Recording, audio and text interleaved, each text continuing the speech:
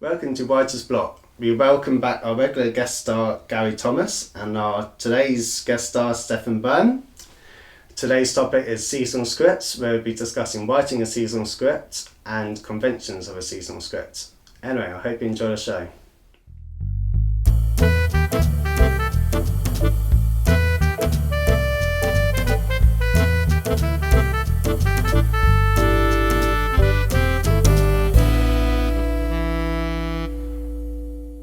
It's time to meet our guests. Gary, tell us about how Extra Time is going. Yeah, Extra Time is going really well. We've seen the footage from the July shoot, and I'm really pleased with it. We filmed a football match basically, so we got a load of extras in. You, as producer, got a load of extras in. I think I got one person in as a footballer. So yeah, and the footage looks really good, and we're looking at doing the final day in April 2016. We've recently decided on whenabouts we're going to film for last day of filming. Do you want to tell us what the sort of plans are? So the last day is going to be mainly on a coach and in a car. So we're fairly, hopefully the weather will be all right for us, but we've chosen April because of better weather, and that's when we think we'll get everything ready for that. There's probably like 5 pages left to do, which we can do that in one day, so it should be good. Just before we move on to Stephan, what's your role in the film? I'm director. Yeah. Brilliant, thank you. So Stephan, what have you been working on? Well, there's a lot of ramp up going on right now because there's 2 short films I'm going to be working on from January onwards. There's going to be my own short film, which I'm going to be producing and directing, which is slightly hair-raising, and I'm also co-producing a film with Julian Boot and Holly Kenyon, which there's a lot of excitement about, most of which I can't tell you about, I'm afraid. Thanks for sharing what's been going on in your lives. Anyway, let's move on to the next section.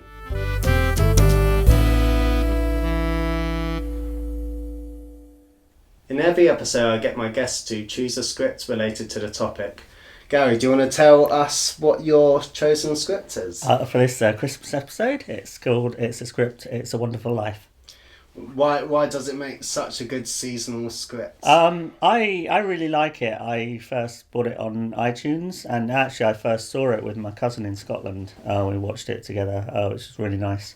It's a Christmas film. If you kind of describe it, it might sound a little bit depressing, but actually if you watch it overall, it's not, because it's about a guy played by Jimmy Stewart who gets a guardian angel just before he's about to throw himself off a bridge, basically, and then the guardian angel takes him back and we see his life sort of in flashback, and then the guardian angel tells George, the Jimmy Stewart character, what his life would be like if he wasn't there, and then by the end of it he decides not to throw himself off the bridge. So it's kind of a really nice ending. What themes does It's a Wonderful Life have? Yeah, I mean, it's really about family and community, and how if the character of George wasn't there, how people wouldn't be as well off without him compared to if he was there. So it really kind of shows how he gets on with his family, and obviously there's the big moment at the end where he gets home and his family are all there and they've got the tree up and everything, and they're all really happy to see him because obviously he's been not at home the entire movie basically, so they're kind of a bit worried about where he is. I think the familiar themes of family and happiness and community are kind of very universal for obviously lots of people.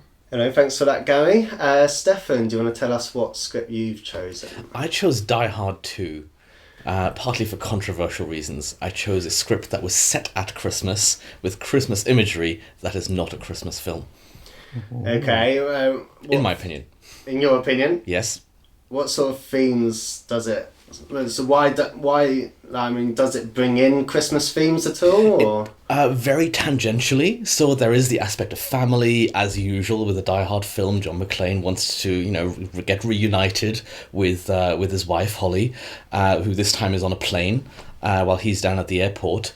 And while there is as much Christmas imagery as in the first film, there's the snow and Santa hats and giving of gifts. None of that refers to the theme, none of that refers to the imagery, and let's face it, if you were going with your family to watch a nice Christmas movie for that feel-good, festive feel, you're not going to go and see Die Hard 2. You see something like The Muppet Christmas Carol. The Muppet Christmas Carol is a much better example of a Christmas film where not only is it actually set at Christmas, but there's the theme of giving and charitableness and philanthropy, and to not be a Scrooge. Yeah, and not kill people. For example, yes. And of course it has Muppets, so it's better. Why is Die Hard set at Christmas? Is it like, would you say it's a marketing ploy, or...? I think it works in terms of its contrast. Winter can be, image-wise, very much an isolated thing. You know, you set something in a city and you set it at night, as Die Hard is, in snow, and suddenly the sound changes, the imagery changes, the light changes, everything quietens down a little bit, and it just focuses a little bit. I don't think in this particular case it's a marketing ploy. It often can be. You obviously... gearing towards a seasonal audience of some kind, regardless of what the season is always a good win. But in this case, I don't think it was a ploy. I think it was a technique. Anyway, thanks for that. Now let's move on to the first topic.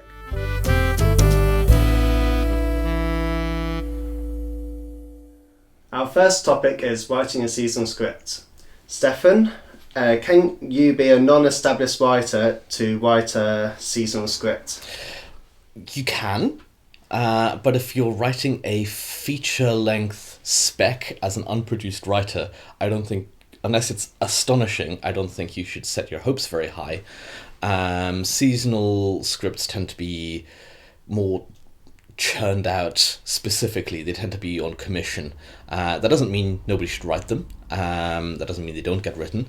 And I myself have written a couple of shorts, mostly for competitions, because they can be filmed yourself. But as a spec script, as a first spec script, I think it's a risky move.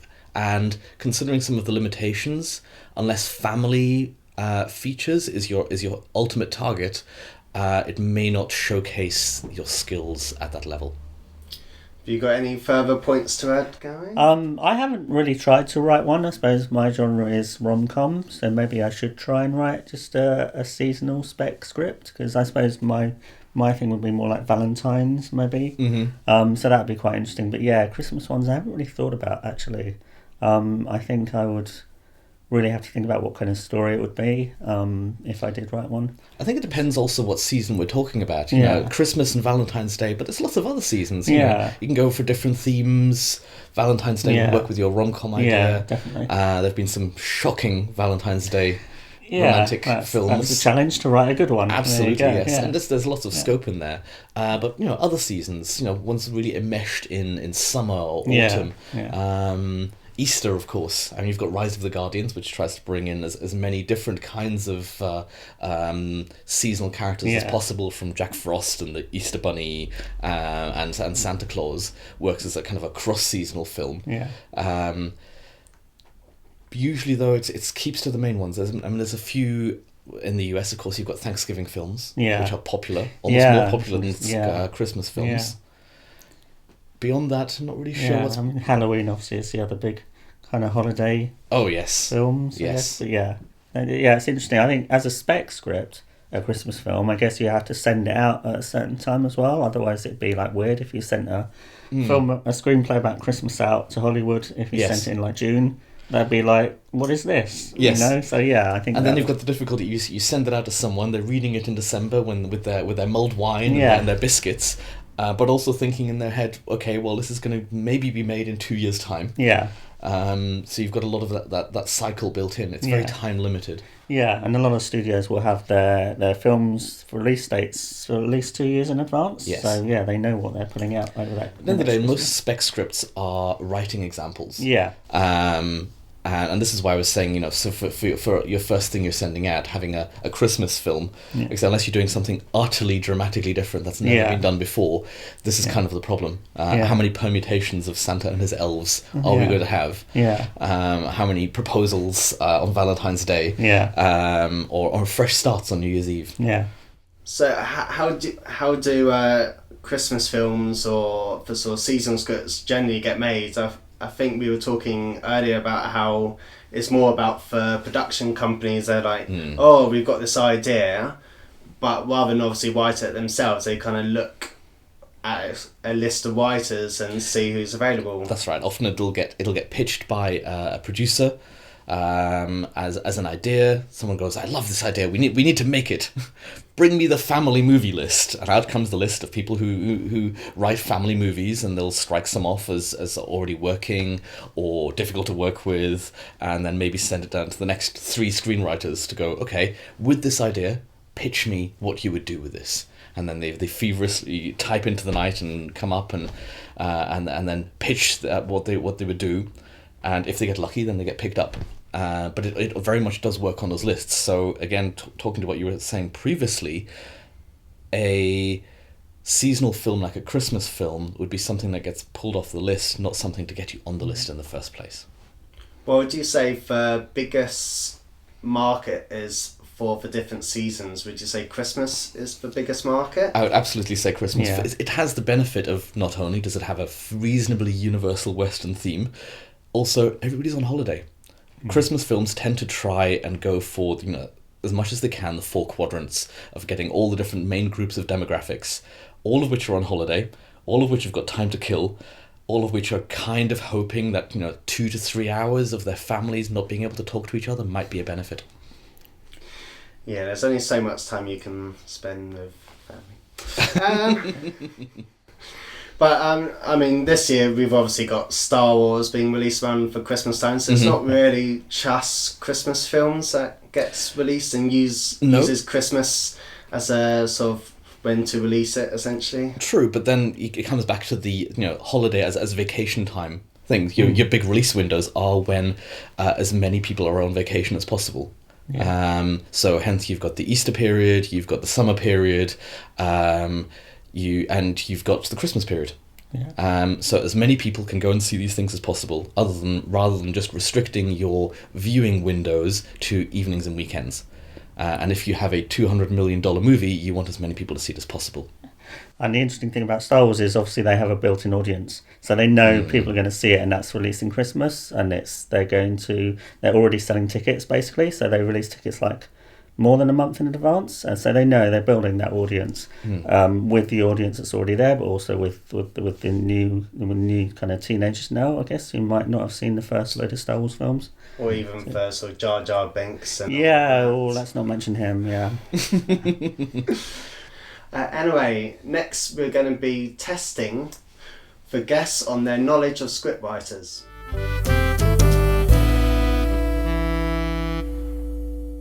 It's time to test my guests on their knowledge of screenwriters. They have 1 minute to guess as many correct answers as possible. Okay, so basically I'm going to read out a film and you have to name the screenwriter who wrote the film. So basically all of these films generally have just one screenwriter who is listed on IMDb. This is just one part, and it's basically try and guess as many as you can. And the first one to shout out the answer gets the point. Okay, you ready? Okay, Harry Potter, Deathly Hallows, Part 2. J.K. Rowling. Nope. Nope. Had no idea. Nope. Okay, gonna pass on that. Okay, Avatar. James Cameron. Yep, James Cameron. Avengers Age of Ultron. So Avengers Joss Age Whedon? of Ultron. Yep, Joss Whedon. So Charlie Wilson's War. Okay, if you don't know from that, Social Network. Aaron Sorkin. Yep. So Dark Knight Rises. So he's done Interstellar. He's done. Christopher Nolan. So, and can you guess the brother? Mr. Nolan. Okay, I'll give you that, Gary. Yeah. So it's Christopher and Jonathan Nolan. Jonathan Nolan. They wrote short stories as well. Okay, so for the first time writer, Juno. Diablo Cody. Yes. Yep. Heat. He's also known for quite a few novels as well. He's done a film around John Grisham. Was it for black and white silent film star Charlie Chaplin. No. Was it no. Charlie Chaplin? No. William Goldman. Oh. Confessions of a Dangerous Mind. Nope. Okay. Charlie Kaufman. So after the first round, it's 3-2 to Stephan Byrne. Well done so far. Anyway, let's move on to the second topic.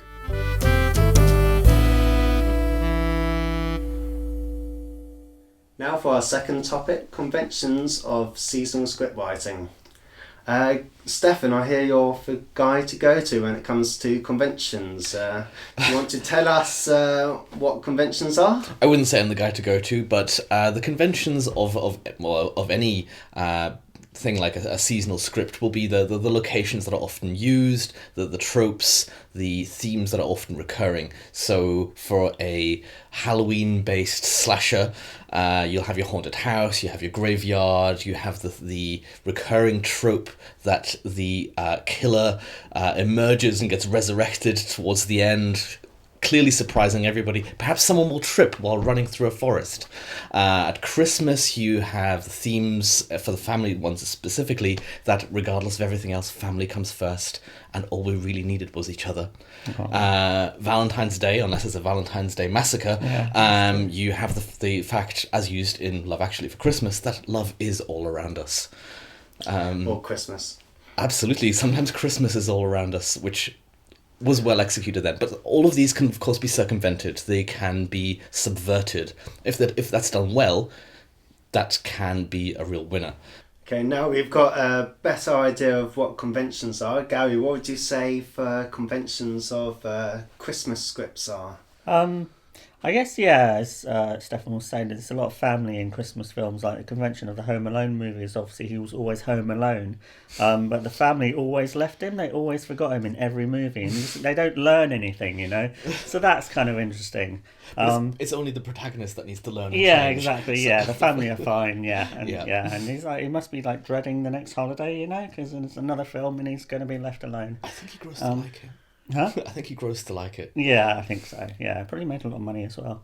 But yeah, and like it's interesting if you watch It's a Wonderful Life. His family, and he comes home to his family, and they got the big Christmas tree.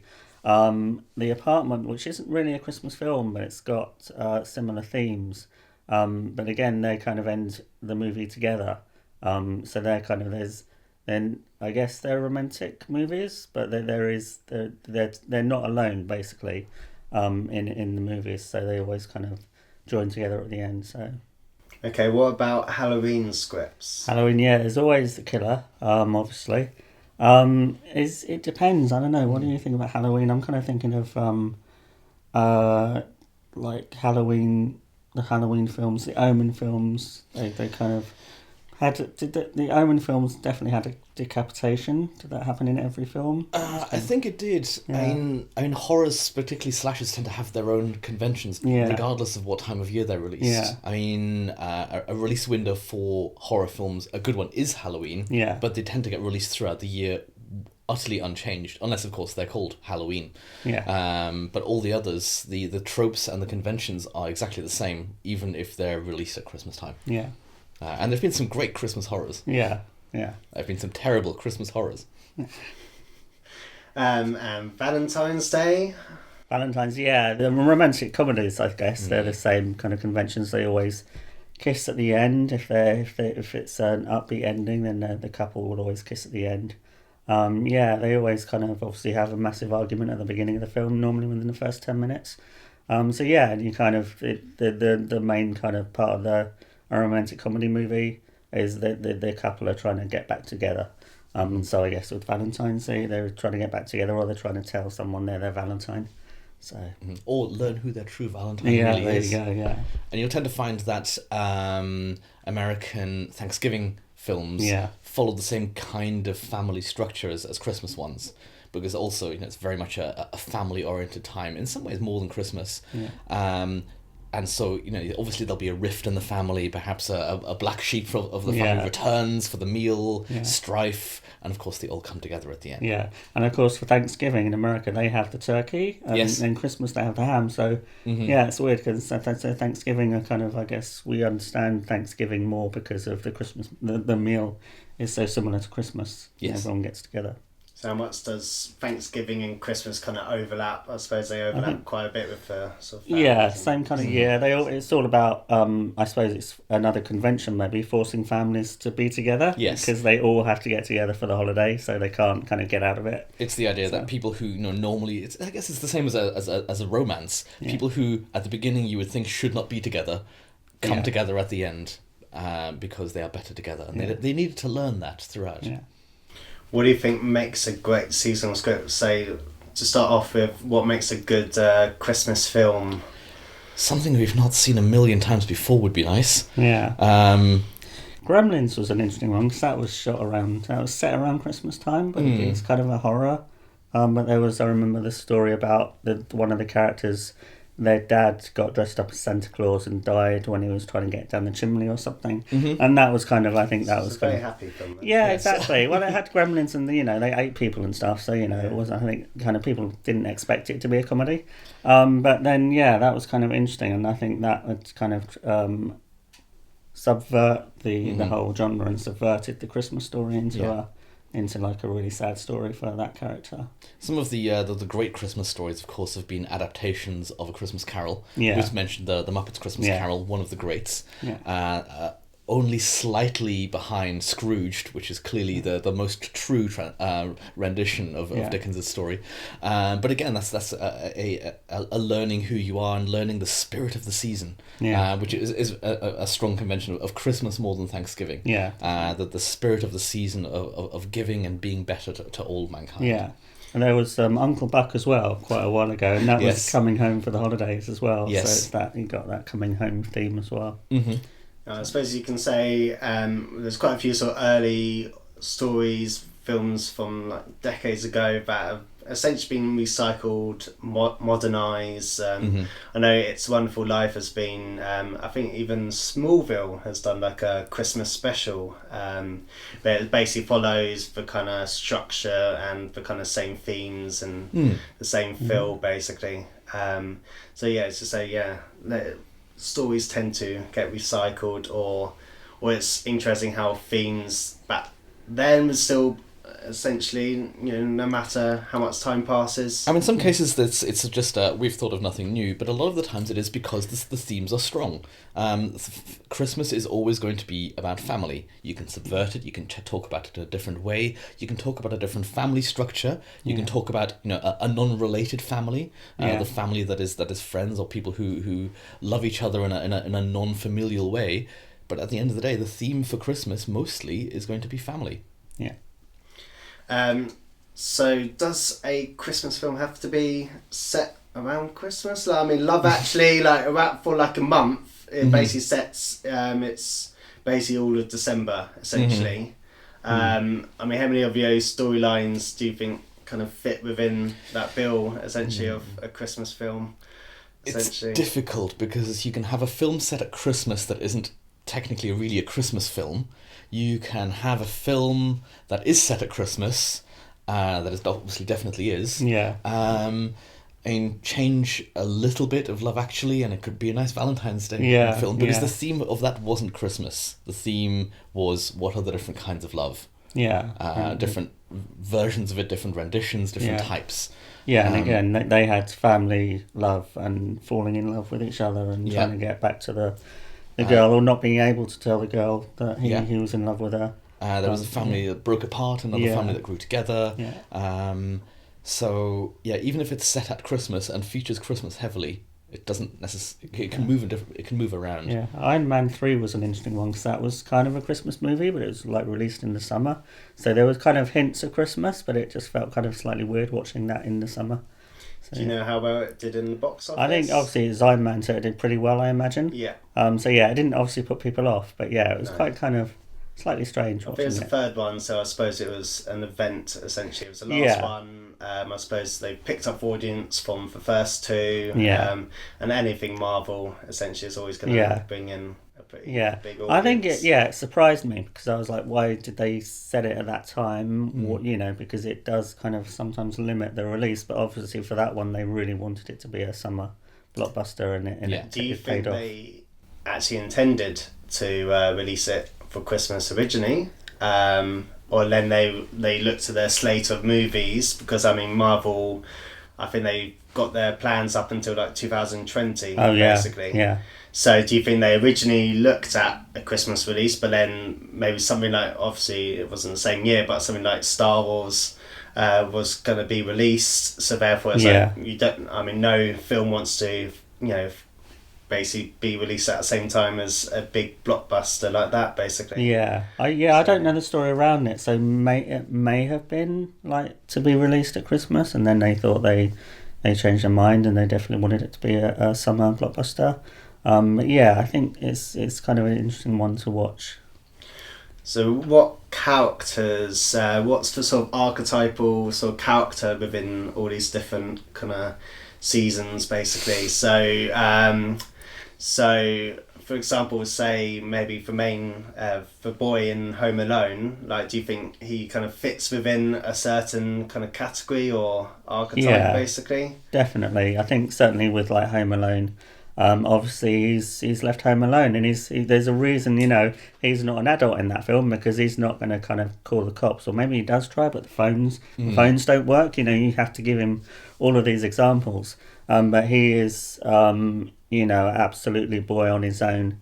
And if you did it with an adult, obviously they'd just run out the house and phone the police. But the 8-year-old kid wouldn't do that. He would think of ways to kind of disrupt the burglars and trying to stop the burglars from getting in the house. Although I would say that the independent, plucky child is a recurring theme often in any kind of family story, where you're going to have the obedient one, and you're going to have the rebellious but clever one, that and between the two of them they teach the parents how to view things in a different way. And there's often the child that comes home even because he hasn't been home for a while, so he just kind of comes home and they're like, wow, you're home.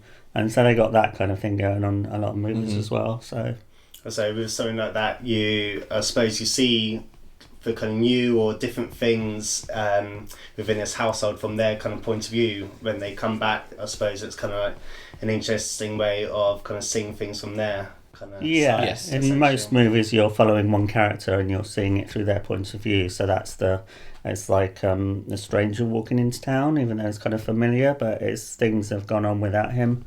So he's kind of coming in, and he or she is coming into that family and kind of feels a bit of an outsider, even though it's their family. So, well, I mean, another of that example, it's seasonal, although not a traditional one, which is the high school reunion. You've got things like Grosse Pointe Blank, which illustrates what you're saying perfectly. He's known to everyone and he knows everywhere and everything, but he's coming in as an outsider. He's gone off, he's done something different. He's the black sheep, and he has to embrace the conventions and learn from them. Exactly. Well, thanks very much for your inputs on the topic. Anyway, let's move on to the second part of the quiz, where we're going to find out who actually wins.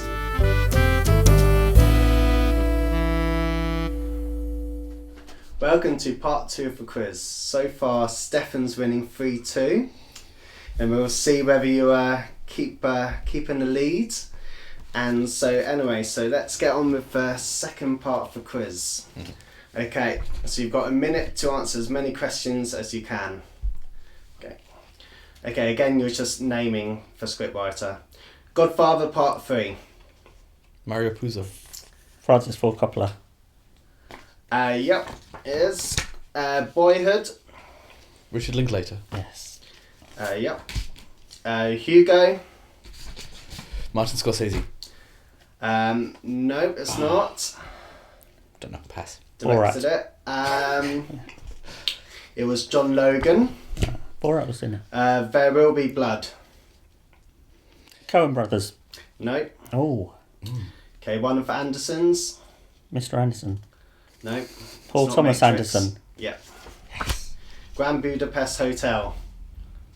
Paul Thomas Anderson? No. Wes Anderson. Yeah. Yes. Oh, Goodfellas. Martin Scorsese. Yep, well done.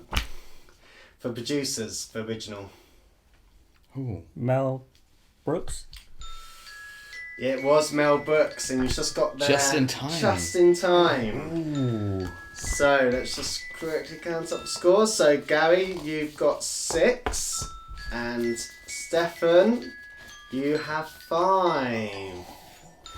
So Gary just sneaks in there, wise at the end. That last point ended up winning him this fantastic trophy. Oh, well, well done, Gary. I'd like to thank Mel Brooks and the Academy. Thank you.